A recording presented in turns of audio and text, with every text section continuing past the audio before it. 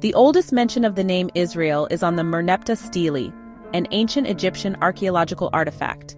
The Israelites were descended from the 12 sons of their ancestor Jacob, who was renamed to Israel and who formed 12 tribes. The 12 tribes of Israel formed the kingdoms of Israel and Judah. The kingdom of Judah got its name from the tribe of Judah. Israel and Judah were both Israelite kingdoms who shared a history and religion as a people. The two Jewish kingdoms of Israel and Judah emerged around 890 BCE. Judah's capital was Jerusalem and Israel's was Samaria. The kingdom of Israel was destroyed by the Neo-Assyrian Empire, and its people are thought to have fled to the kingdom of Judah. The Great Jewish Revolt against the Romans was defeated, and the Jews were massacred, deported, and banned from their capital city Jerusalem, which had been destroyed and rebuilt by the Romans as Aelia Capitolina. The colonial Roman government renamed the province of Judea to Syria Palestina to erase the indigenous Jews' connection to the land. The province was named after the Jews' historic enemies, the Assyrians, Syria, and the Philistines, Palestina. The Philistines were a European Greek people who colonized land in modern-day Israel and Gaza. There was never an Arab Muslim country called Palestine. The only country that was ever called anything similar to Palestine was Philistia, a European Greek colonial state in 1200 BCE in modern-day Gaza. Philistia was not the Philistines' own name for their country, though, but the Israelites' Hebrew name for them. The word Palestinian included Jews, Christians, and Muslims before 1948 and was not a national identity. The Palestinian national identity was created in 1964 when Yasser Arafat visited Moscow. Palestinians are not indigenous, and a lot of them even have surnames that indicate origins elsewhere, for example, al-Masri. Palestinians are made up of peoples from Arabia, for example, the Tamimi family, Bosnia, for example, Bushnaks, and Africa, for example, Afro-Palestinians. In 1947, the UN partition plan for Palestine offered an Arab state and a Jewish state, but was rejected by the Arabs and accepted by the Jews. Instead, the Arab states and Palestinian Arabs decided to attack the Jews. Jordan conquered Judea and Samaria and named it the West Bank of the River Jordan, and Egypt conquered what is now the Gaza Strip. Neither Jordan nor Egypt gave the Palestinian Arabs a state. The king of Jordan considered Jerusalem to be the second capital of Jordan. Israel is not committing genocide. It has nuclear weapons and could destroy Gaza instantly if it wanted to do so. Only 20,000 Palestinians have been killed, and the Palestinian population has rocketed from 100,000 to 7 million since 1948. Hamas wants to kill civilians, whereas Jews don't want to kill civilians on purpose. Hamas attacked Israel, and now Israel is fighting back.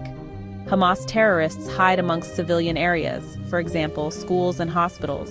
What if Israel just stops fighting Hamas?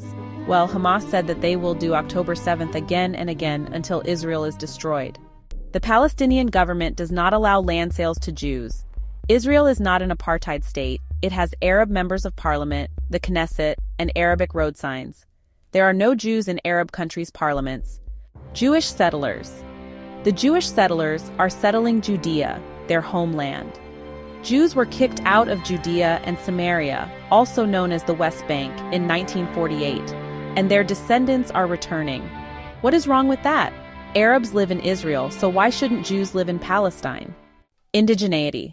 Jews are from Judea, Arabs are from Arabia. The Arabic language, culture, and religion are all from Arabia, not Israel or Palestine. The Palestinians don't have a language, whereas the Jews have Hebrew. The Palestinians deny Israelis' indigeneity. The Palestinian Arabs gave new names to all the place names in the land, for example, Al-Quds and Nablus.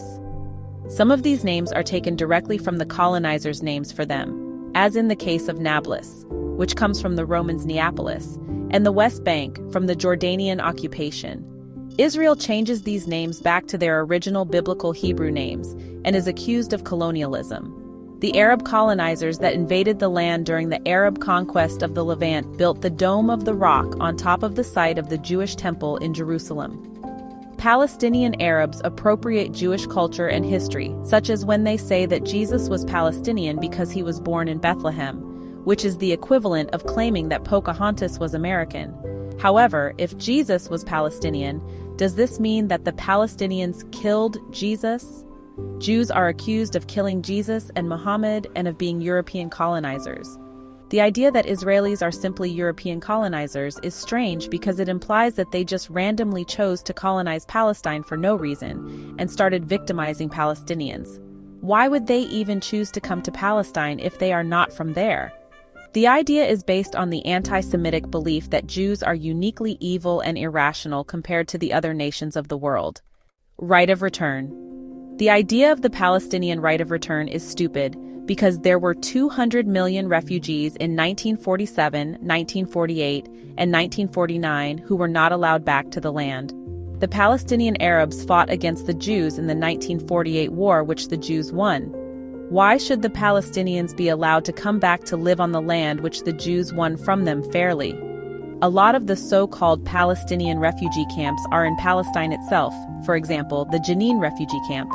Jews were kicked out of Arab countries and the West Bank during and after the 1948 war, but do not ask to be allowed to return.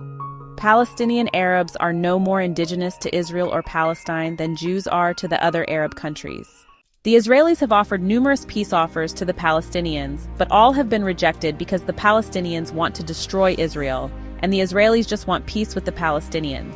Bill Clinton said about Yasser Arafat, "He was here 10 days and he said no to everything. If the Arabs put down their weapons today, there would be no more violence. If the Jews put down their weapons today, there would be no more Israel." Benjamin Netanyahu. Israel has made peace with 6 Arab countries. Israel ended its occupation of Gaza in 2006, but Hamas took power and immediately started firing rockets at Israel and never stopped. Israel and Egypt started an air and sea blockade of Gaza in response. People who are pro-Palestine do not care about Israeli lives, or else they would be pro-peace. A two-state solution is nearly impossible now that Hamas has attacked. Even if a two-state solution is reached, there will still be Palestinian terrorism from either Hamas or a very similar organization because they want all of Israel's land. Peace is very hard to reach with Palestinians because they generally want the Jews thrown into the sea, and the Jews can't really agree to that. Zionism is not actually about Palestinians at all. Zionism is the self-determination movement of the Jewish people and is the equivalent of the Palestinian nationalist movement. Zionism is Jewish nationalism. Anti-Zionism is anti-Semitism unless the anti-Zionist is against all forms of nationalism and not only Jewish nationalism.